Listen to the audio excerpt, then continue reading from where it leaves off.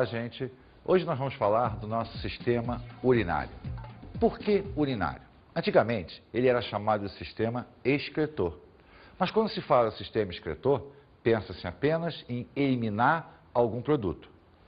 Hoje sabemos que ele é muito mais do que isso. Ele, na realidade, mantém o equilíbrio hídrico e iônico do nosso organismo. Por esta razão, mudamos. A terminologia hoje é sistema urinário, porque esse controle e até a própria eliminação é feita através da urina. O sistema urinário é composto de duas partes, o rim e as vias urinárias. Vamos cuidar primeiro do rim. Por quê? Porque o rim é o nosso excelente sistema de filtragem. É a partir dele que o nosso sangue será filtrado. As impurezas serão retiradas, os excessos serão retirados. As vias urinárias apenas vão transportar a urina para o exterior do nosso corpo. Mas será que as pessoas sabem por que nós urinamos? Será que as pessoas conseguem entender a grande importância do rim? Por isso fizemos uma pesquisa. Perguntamos se as pessoas sabiam por que elas fazem xixi. Vamos escutar.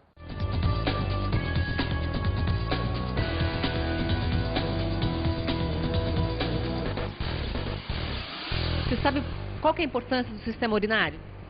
Não. O que você vai fazer lá dentro? Xixi. Você sabe por que a gente precisa fazer xixi? Não.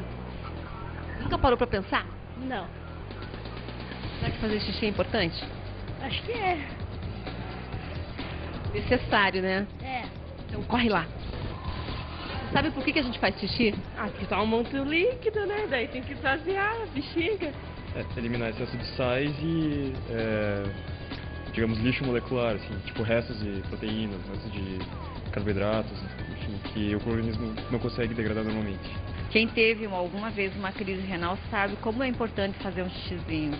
Você sabe qual que é a finalidade do sistema urinário? Acho que é eliminar, né? O que não tem proveito, assim. O xixi é uma coisa legal, né? Com certeza. É essencial, né? Se a gente não quiser xixi, a gente teria sérios problemas, tipo de imunidade, enfim. Para filtrar, né? Que o rim, no caso, ele filtra, né? A nossa urina. Senão a gente vai cada vez tendo mais sais que vão ficar se cristalizando e vão formando a pedra no rim. Foi isso que você teve, pedra no rim? Foi. Pensou sobre o assunto? Nem pensou sobre o assunto? Não. Que tal a sensação? Alívio, né? Vamos falar inicialmente na eliminação de resíduos, para depois pensarmos no equilíbrio. E qual é o principal resíduo da nossa urina? É a ureia. A ureia é resultado de um processo químico ao longo da transformação das proteínas. Vamos acompanhá-lo passo a passo para que a gente possa entender a grande finalidade do nosso rim. Vamos observar. Venham comigo. Essa estrutura toda que nós estamos vendo aqui se chama aminoácido, que é o grande formador das proteínas. Ocorre que existe um processo denominado de desaminação, que é a perda desse radical aqui, que é a amina. Ao eliminarmos a amina, NH2, ela é capaz de receber hidrogênios. Isso por quê? Porque todos os nossos processos metabólicos eliminam hidrogênio. Ao receber esse hidrogênio, ela se transforma em amônia. Então, as nossas células, durante o processo de desaminação, acabam produzindo amônia. Acontece que a amônia é extremamente tóxica e extremamente solúvel em água. Como nós somos animais terrestres, não podemos nos dar ao luxo de perder água. Por isso, o nosso organismo vai estabilizar a amônia, vai transformá-la num produto também solúvel, porém menos tóxico, que é a ureia. A ureia resulta do processo de transformação da amônia. E esse processo ocorre no fígado, através de um ciclo chamado de ciclo da ornitina, onde 3 aminoácidos participarão do processo todo. Vamos acompanhar o processo. Veja só, existe um aminoácido denominado de ornitina, que recebe uma molécula de amônia, gás carbônico e água. Ele então se transforma em citrulina, outro aminoácido. água e amônia. Citrulina, água e amônia gera arginina, outro aminoácido. Com a retirada da molécula de água aqui, eu tenho a formação da ureia e o retorno da ornitina. Por isso se denomina ciclo da ornitina. Ela faz a incorporação das duas moléculas de amônia, liberação de água e a formação da ureia. Repare que eu volto a ter duas aminas, resultando então da liberação por dois aminoácidos. Desta maneira, o nosso organismo vai poder permanecer com a ureia um pouco mais de tempo na corrente sanguínea, até que o nosso sistema de filtração, o rim, retire essa ureia e elimine. Devemos lembrar que nem toda a amônia produzida pelas nossas células será transformada em ureia. Uma quantidade ínfima será liberada pela urina também, mas como a concentração é muito baixa, ela não irá criar problema para o nosso organismo. Um outro produto que aparece no meio do caminho é o ácido úrico. O ácido úrico, dos três, amônia, ureia e ele, é o menos solúvel. As quantidades também são ínfimas, se comparadas ao grande volume da ureia. Vamos observar então a anatomia do sistema urinário. Vamos observar como ele é formado, para que a gente possa entender o processo de formação da urina e a sua consequente eliminação. Bem, os nossos rins estão situados na região posterior do nosso corpo. Logo, se nós partirmos da região anterior para o fundo, nós teremos vários órgãos na sua frente, né? Na área abdominal, nós teríamos o fígado, o estômago, o intestino delgado e o colo transverso do intestino grosso. Essa região daqui, nós já começamos a observar o aparecimento do rim. Mas, para que a gente possa prestar muita atenção, vamos tirar a região do intestino grosso.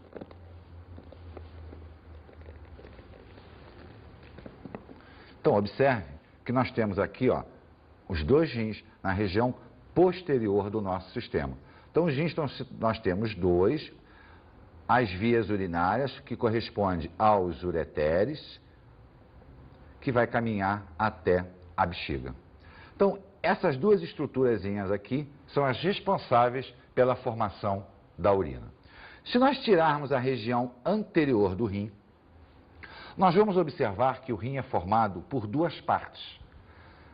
A parte mais escura, que é o córtex renal, onde encontram-se as unidades de filtração, que são os néfrons. E a região mais clara, que é a região medular, é a região coletora. Ela simplesmente vai canalizar a urina da região filtradora para as vias urinárias. O rim, que tem um aspecto de um feijão, ele entra, quer dizer, o sistema entra nele por essa depressão, né? Se nós observarmos aqui, ele tem uma pequena depressão aqui, chamada de hilo renal. É por aqui que entram as artérias, veias e sai o ureter, que vai canalizar a urina dele para a bexiga. Então o sangue entra no rim pela artéria renal, é levado até os néfrons, ocorre a filtração, formação da urina, a urina então passa para a região medular, da região medular sai pelo ureter até a bexiga. A fisiologia do rim é baseada no néfron, que é a unidade de filtração do rim. Quando a artéria renal penetra no rim, ela se ramifica em várias arteríolas. As arteríolas, então, são canalizadas para o néfron. A arteríola que chega ao néfron, ela é denominada de arteríola aferente. E à medida que ela entra na primeira estrutura do néfron, que é a cápsula de Bowman, ela dá origem a uma série de glomérulos, o chamado glomérulo nefrídico, antigamente chamado de glomérulo de Malpique. Ora, o sangue veio por uma artéria, passou por uma arteríola e entrou num capilar. Lembra da pressão hidrostática? A pressão hidrostática aqui é tão violenta que basicamente todo o plasma extravasa do capilar.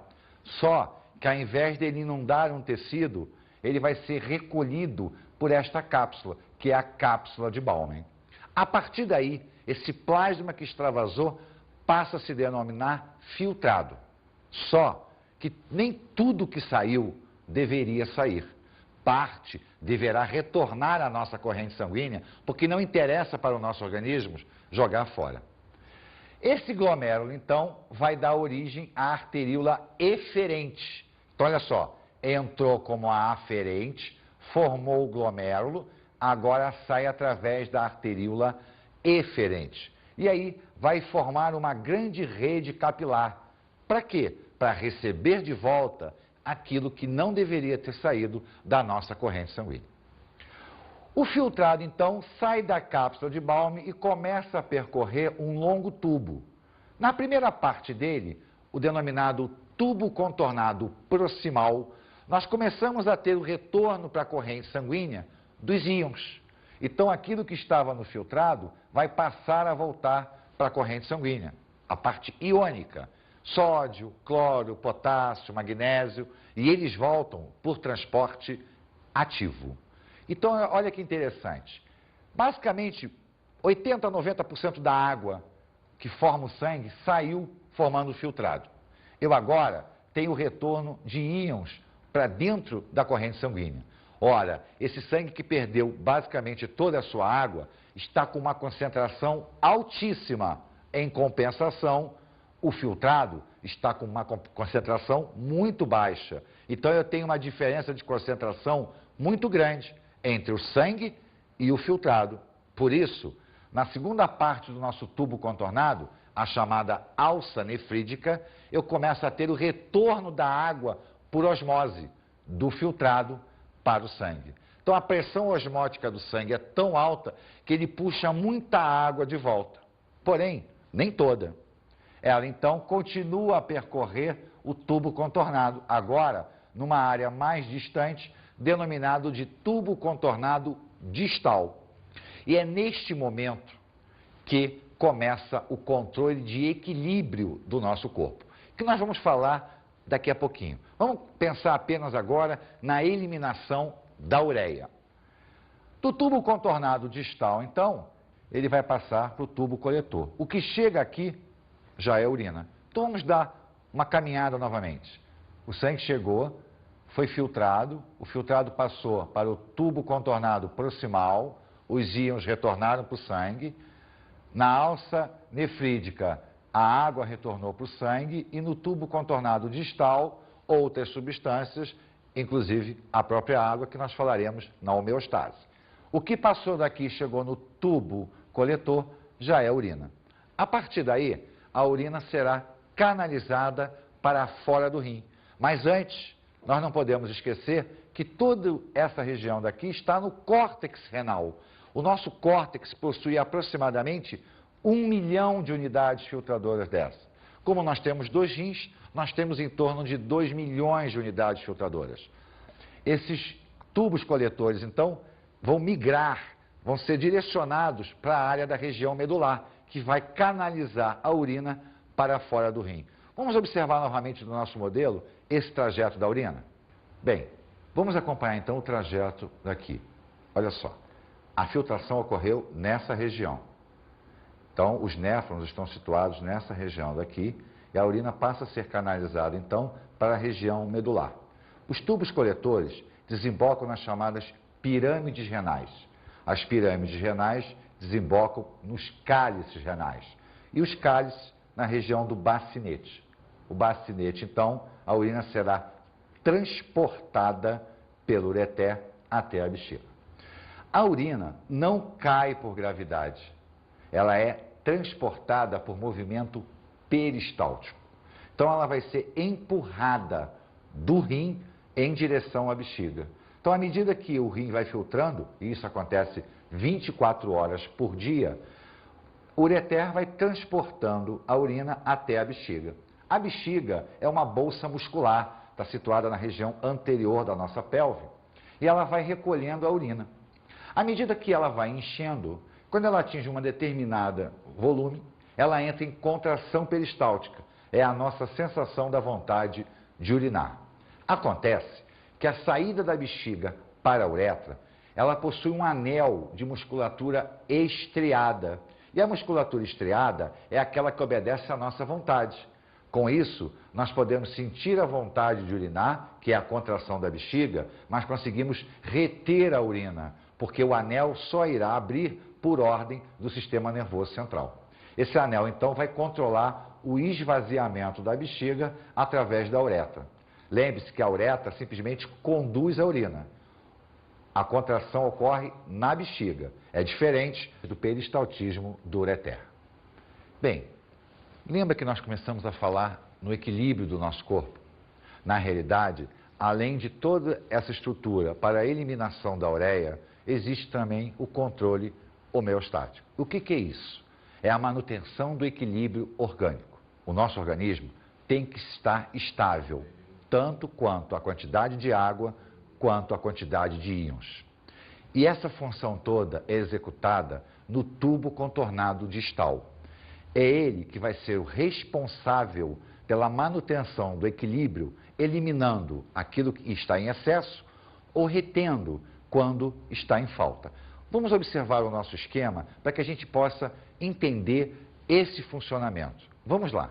Nós tivemos a ultrafiltração aqui, a reabsorção iônica, a reabsorção de água, e quando chega nesta região daqui, no tubo contornado distal, algumas substâncias que não foram reabsorvidas durante o trajeto passam a ser aqui glicose, aminoácidos, hormônios, mas os íons e a água terão um tratamento especial.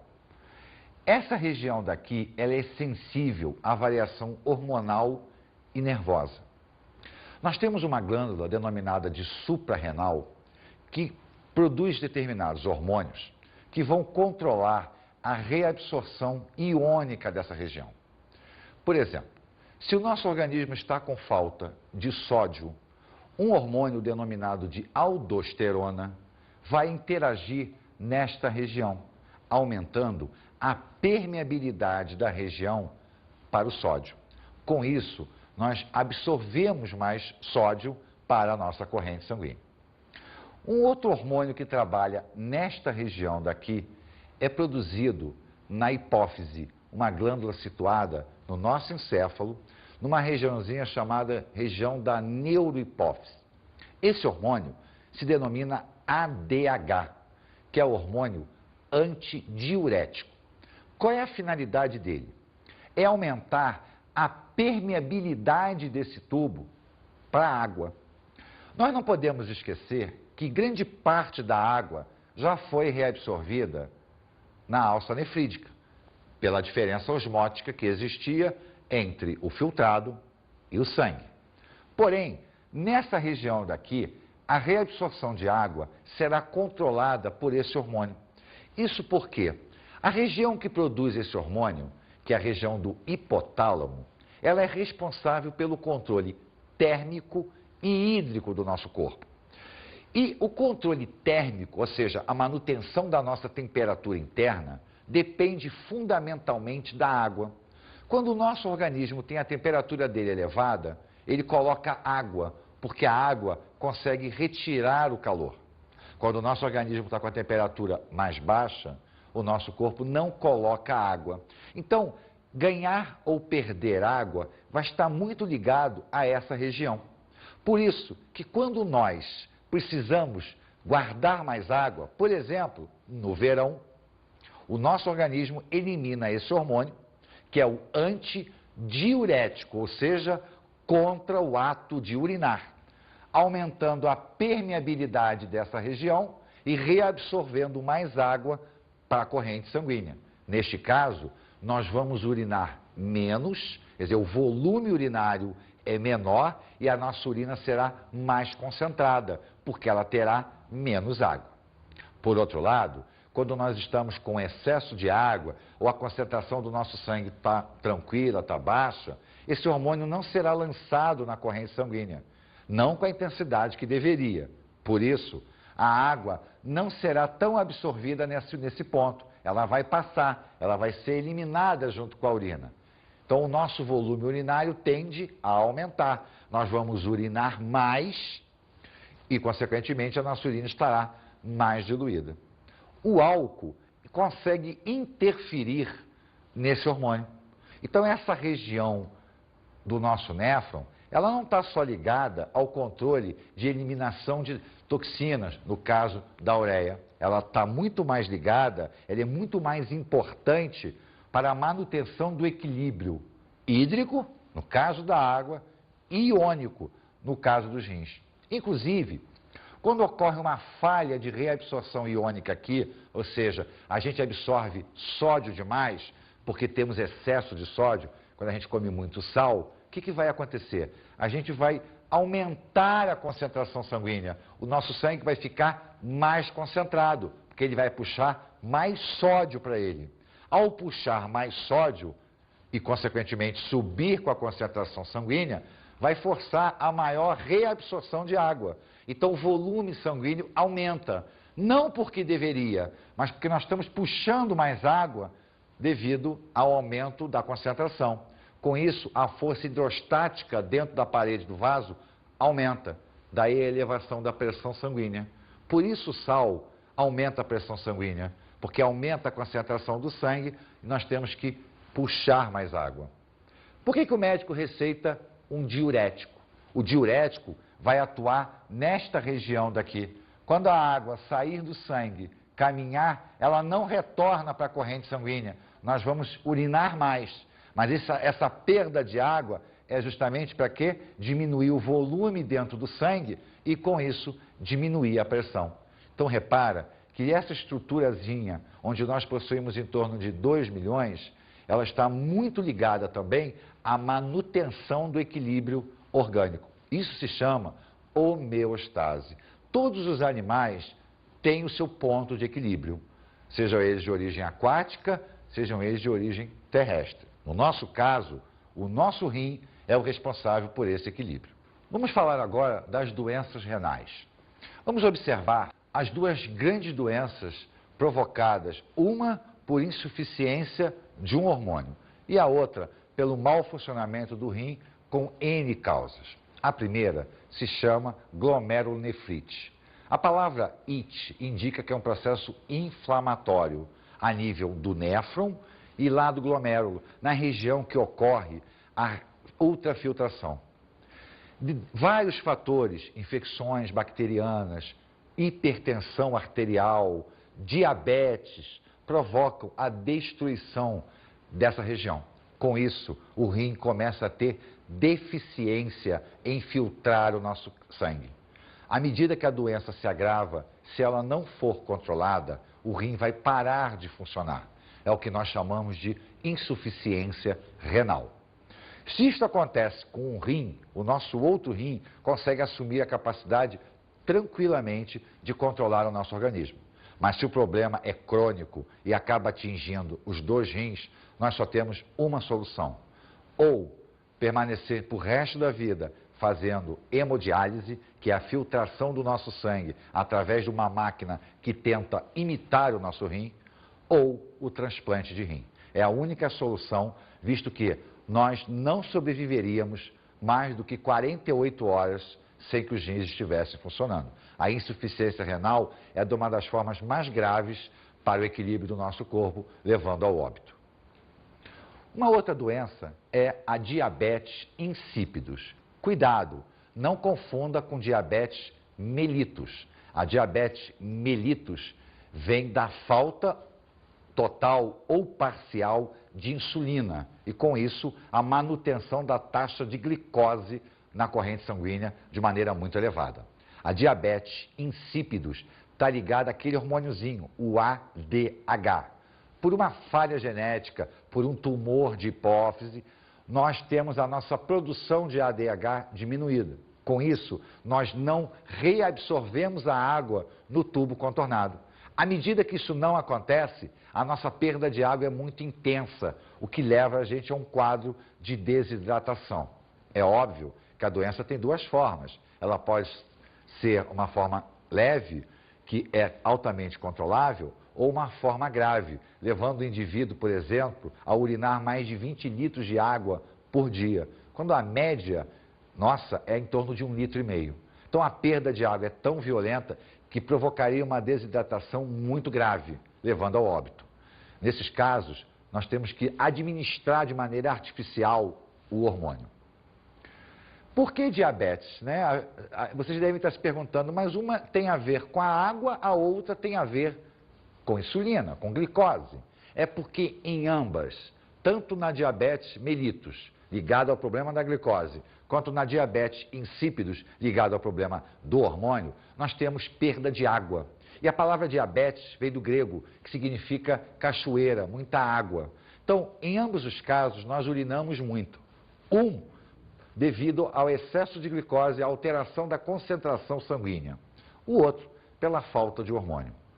Tanto a diabetes quanto a glomerulonefrite são graves doenças. Inclusive, a diabetes mellitus, aquela da glicose, é capaz de danificar o sistema nefrídico e, com isso, levar o ser humano a uma glomerulonefrite e, posteriormente, a insuficiência renal. Uma outra doença muito comum é o famoso cálculo renal, né? E que tecnicamente se chama litíase. E o que vem a ser isso? Durante o processo de filtração, cristais provenientes da oxidação de alimento passam pelo sistema. Se nós não tivermos um volume de água transitando por ali, esses cristais vão se acumulando na região do néfron ou na região medular do rim, lá na pirâmide renal, no cálice. Eles vão se acumulando, vão grudando uns nos outros, até que eles formam uma estrutura mais compacta, que é o cálculo renal.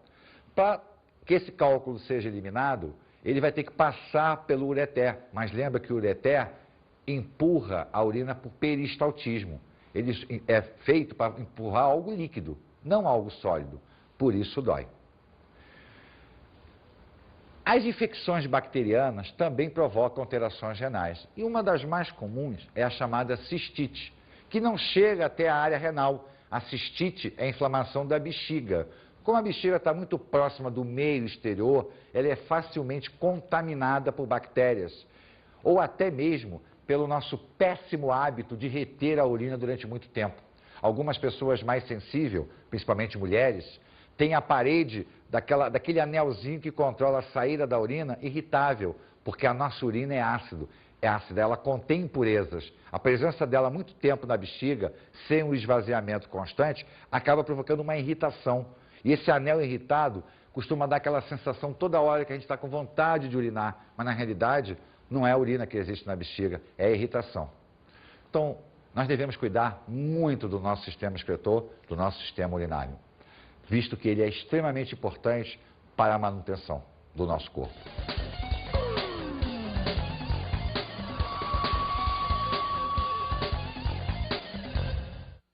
Vocês devem ter observado de que todos os sistemas que vocês viram até agora, esse tem uma importância fundamental no equilíbrio. Por isso, deem uma atenção à anatomia do sistema, olhem o rim com todo carinho, o néfron, cada ponto do néfron, qual é a importância de cada estrutura do néfron na formação da urina e na formação do equilíbrio orgânico.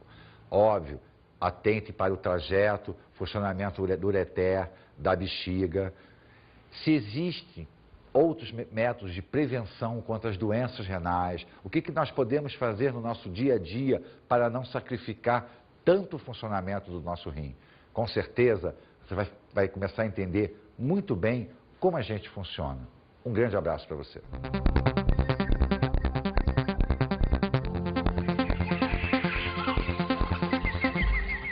Na aula de hoje, estudamos o sistema urinário. Da posição orgânica do rim e das vias urinárias, o mecanismo de funcionamento do sistema renal e do sistema urinário. Vimos a fisiologia do rim. Falamos do mecanismo de ultrafiltração do néfron, vimos o mecanismo de reabsorção, tanto a nível de tubo contornado proximal, alça nefrídica, tubo contornado distal. Falamos da homeostase provocada pelo sistema distal. E observamos as doenças renais. Falamos das principais doenças renais, da glomerulonefrite, da diabetes insípidos, do cálculo renal e da insuficiência renal como um todo.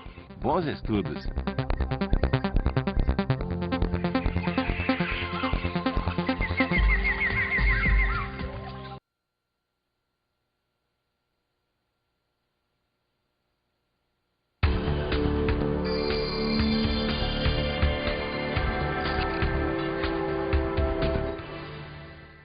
Bem, colega, sabemos que o funcionamento renal é um dos assuntos mais importantes e talvez um dos mais complexos dentro do ensino médio.